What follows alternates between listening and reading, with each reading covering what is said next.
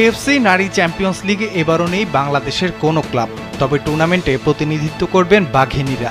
ভুটানের champion club royal Thimphu এফসিতে খেলবেন অধিনায়ক আফিদা খন্দকার, মিডফিল্ডার স্বপ্না রানী, ফরওয়ার্ড শাহেদ আক্তার রিপা সহ 5 বাংলাদেশি ফুটবলার। আগামী 25 আগস্ট থেকে লাওসে শুরু হবে বাঘিনীদের গ্রুপ ডির লড়াই, যেখানে তাদের প্রতিপক্ষ লাওসের মাস্টার্স 7 এফসি, তাইওয়ানের কাওশিউং এফসি ও উত্তর কোরিয়ার ক্লাব নাইগোহিয়াং এফসি। অনূর্ধ্ব 20 এশিয়ান কাপ বাছাই খেলতে 2 আগস্ট লাওসে যাবেন বাংলাদেশের মেয়েরা।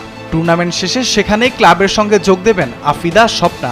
অন্যদিকে ঢাকায় থাকা শাহেদা ফ্লাইটে সরাসরি যাবেন লাওসে। এদিকে চলমান ভুটান লিগে আরটিসির হয়ে খেলছেন বাংলাদেশের ফরওয়ার্ড তাহুরা খাতুন ও শামসুন্নাহার জুনিয়র। তাদের সঙ্গেই এবার এফসি মঞ্চে লড়বেন নতুনরা। নারী দলের কোচ পিটার বাটলার বলেন, মেয়েদের জন্য এটা নতুন অভিজ্ঞতা। এএফসি চ্যাম্পিয়ন্স লিগ বড় মঞ্চ, এখানে খেললে নতুন কিছু শিখতে পারবে তারা, যেটা পরে জাতীয় দলেও কাজে লাগাতে পারবে। তাদের জন্য শুভকামনা। অন্যদিকে গতবার ব্যর্থ হলেও এবার নতুন প্রত্যয়ে মাঠে নামবে আরটিসি। বাংলাদেশের ফুটবলারদের পারফরমেন্স এবার নজর কাটতে পারে পুরো এশিয়ার।